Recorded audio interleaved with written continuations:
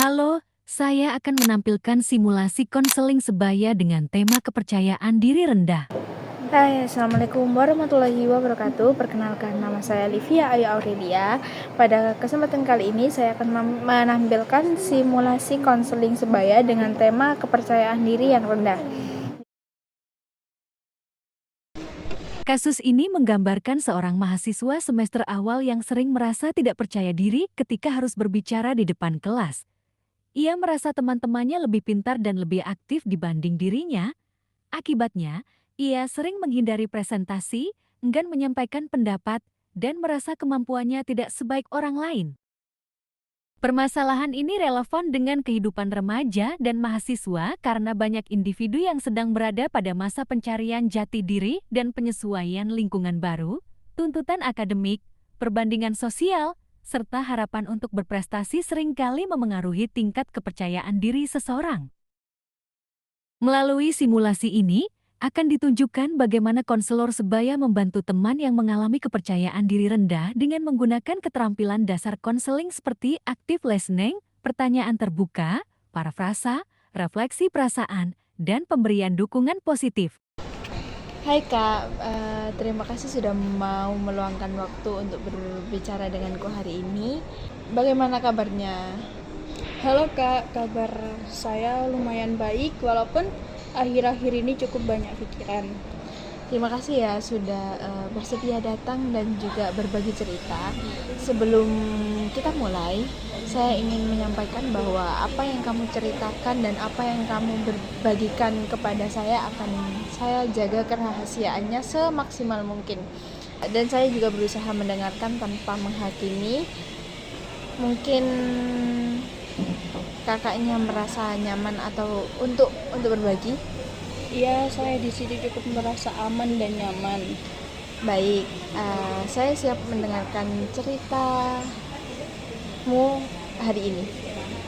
Jadi Kak, belakangan ini saya merasa tidak percaya diri. Jadi setiap kali saya ada tugas presentasi atau diskusi di depan kelas, saya itu merasa takut gitu. Jadi kamu merasa tidak percaya diri terutama ketika harus tampil atau berbicara di depan kelas gitu kan ya? Iya Kak, karena kan saya berpikir kalau teman-teman saya itu lebih pintar dari saya gitu. Jadi kamu sering membandingkan dirimu dengan teman-teman dan merasa kalau kemampuanmu itu lebih rendah daripada mereka ya? Iya Kak, jadi kadang aku sudah menyiapkan beberapa materi untuk dipresentasikan, tapi pada saat saya presentasi itu saya menjadi gugup dan takut jika kalau saya itu pas presentasi salah gitu.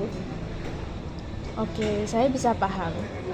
Situasi itu buat kamu tuh nggak mudah dan nggak nyaman pastikan ya. Bisa kamu ceritakan lebih lanjut apa yang paling mengganggumu saat presentasi? Jadi Kak, aku itu memiliki ketakutan kalau jawabanku itu salah dan takut nanti ditertawakan oleh teman-teman sekelas. Jadi kamu khawatir mendapatkan penilaian negatif dari orang lain ya? Iya, karena aku sering memilih diam saat berdiskusi begitu Kak. Lalu bagaimana perasaanmu setelah memilih diam? Saya sedikit merasa menyesal dan saya sebenarnya punya pendapat, tapi saya tidak berani untuk menyampaikannya. Tuh.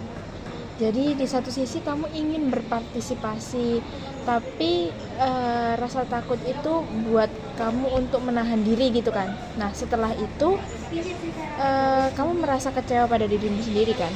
Iya Kak, benar sekali. Dan sejak kapan kamu mulai merasakan hal seperti ini? Pada saat awal masuk kuliah Kak, jadi pada waktu masa SMA itu saya juga pemalu. Tetapi sekarang rasanya tuh terasa lebih berat dan karena di kelas itu banyak teman yang aktif dan berprestasi gitu. Beradaptasi dengan lingkungan baru itu buat kamu semakin sering meragukan kemampuan dirimu sendiri kan ya? Iya kak, betul. Nah, menurutmu apakah pernah ada pengalaman ketika kamu berhasil melakukan sesuatu yang baik dengan mungkin yang pengalaman yang cukup baik menurutmu? Sebenarnya pernah kak, dan nilai-nilai tugasku itu cukup baik dan bagus, tetapi dosen pernah memuji hasil presentasiku gitu. Cukup menarik. Jadi sebenarnya ada bukti bahwa kamu itu memiliki kemampuan yang baik dan pernah mendapatkan apresiasi. Iya, tapi aku merasa sering lupa dengan hal itu. Oke, aku cukup paham dan bisa menangkap bahwa fokusmu itu lebih sering tertuju pada kekuranganmu daripada keberhasilan yang sudah kamu capai. Ya kan? Sepertinya memang begitu kak. Oke, dari cerita yang kamu sampaikan, menurutku kamu memiliki beberapa ketakutan. Kamu rajin mempersiapkan tugas, bertanggung jawab, dan mampu mendapatkan hasil yang baik. Dan bagaimana pendapatmu tentang hal itu?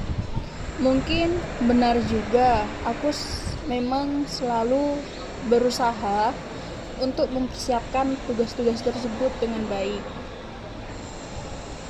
Menurutmu, apa yang bisa dilakukan agar rasa percaya dirimu itu sedikit demi sedikit meningkat? Mungkin aku bisa belajar untuk berbicara meskipun hanya itu sedikit, sepatah dua kata lah mungkin. Itu ide yang cukup bagus. Langkah kecil itu sering kali lebih mudah dilakukan. Misalnya mulai dengan bertanya, menyampaikan satu pendapat saat diskusi, atau ya semacam hal seperti itulah. Ya kak, mungkin itu terasa lebih mungkin untuk dilakukan nanti, mungkin ke depannya. Nah, selain itu, apakah ada cara lain yang pernah membuatmu merasa lebih yakin? Kalau aku berlatih presentasi terlebih dahulu, biasanya tuh bisa membuat lebih tenang kak. Berarti latihan menjadi salah satu strategi yang efektif untukmu kan? Ya betul. Nah, jadi beberapa alternatif yang sudah kita temukan adalah berlatih sebelum presentasi, mengingat keberhasilan yang pernah dicapai, dan mungkin mulai aktif berbicara secara bertahap dalam diskusi kelas. Ya, saya setuju kak. Saya juga melihat bahwa kamu memiliki kemampuan untuk berkembang ya. Di mana itu merupakan modal yang sangat penting. Ya kak, terima kasih ya. Karena itu saya merasa lebih sedikit lega setelah saya membicarakan hal ini. Nah, sebelum kita akhiri, aku ingin merangkum pembicaraan kita hari ini. Hari ini kamu bercerita bahwa kamu sering merasa tidak percaya diri karena takut dinilai negatif oleh teman-teman. Namun kita juga menemukan bahwa kamu memiliki kemampuan yang baik, pernah mendapatkan apresiasi, dan memiliki kebiasaan menyiapkan tugas dengan sungguh-sungguh di waktu yang mungkin tidak terlalu mepet. Langkah yang kamu lakukan adalah berlatih sebelum presentasi, mengingat pencapaian yang pernah diraih, dan mulai berani menyampaikan satu pendapat dalam setiap diskusi kelas. Baik kak, saya akan coba melakukannya. Aku senang mendengarnya. Terima kasih sudah terbuka dan berbagi cerita untuk hari ini. Aku percaya bahwa perubahan dapat terjadi secara bertahap dan kamu memiliki kemampuan itu untuk berkembang. Terima kasih kak sudah mendengar dan membantu. Sama-sama, dengan senang hati. Semoga langkah-langkah yang sudah direncanakan dapat berjalan dengan baik ya. Jika nanti perasaan tidak percaya diri ini semakin mengganggu aktivitas kuliahmu, hubungan sosial, atau membuatmu merasa sangat tertekan, menurutku akan lebih baik jika kamu juga berkonsultasi dengan konselor kampus atau psikolog. mereka memiliki kompetensi yang lebih mendalam untuk membantu mengatasi masalahmu yang tadi itu. Baik Kak, terima kasih untuk sarannya. Sama-sama, aku mendukungmu untuk mendapatkan bantuan yang sesuai jika memang diperlukan. Pada kesempatan kali ini saya akan memberikan refleksi individu dari saya dengan video konseling yang sudah saya tampilkan. Pada simulasi ini saya menggunakan beberapa keterampilan konseling sebaya, yaitu active listening, pertanyaan terbuka, parafrase, refleksi perasaan, dan juga dorongan minimal. Keterampilan tersebut membantu konseli merasa didengarkan, dipahami, dan lebih nyaman untuk mengungkapkan perasaannya. Selama simulasi, saya mengalami kesulitan dalam menjaga alur percakapan agar tetap alami dan tidak terkesan menginterogasi. Selain itu juga, saya harus berhati-hati agar tidak langsung memberikan nasihat atau solusi yang terlebih dahulu memahami perasaan dan pengalaman konseli. Saya menyadari bahwa peran konselor sebaya memiliki batasan, di mana konselor sebaya bertugas mendengarkan, memberikan dukungan emosional, dan membantu teman menentukan alternatif solusi. Namun, konselor sebaya bukanlah tenaga profesional yang dapat menangani masalah psikologis secara mendalam. Oleh karena itu, rujukan kepada konselor profesional atau psikolog sangat penting apabila masalah yang dialami konseli sudah berdampak signifikan pada fungsi akademik, sosial, maupun kesejahteraan psikologisnya. Dengan adanya rujukan, konseli dapat memperoleh bantuan yang lebih komprehensif dan sesuai dengan kebutuhannya. Melalui simulasi ini, saya memahami pentingnya empati, keterampilan komunikasi, dan juga kesadaran terhadap batas peran dalam praktik konseling sebaya. Terima kasih, mungkin itu saja yang bisa saya sampaikan. See you next time.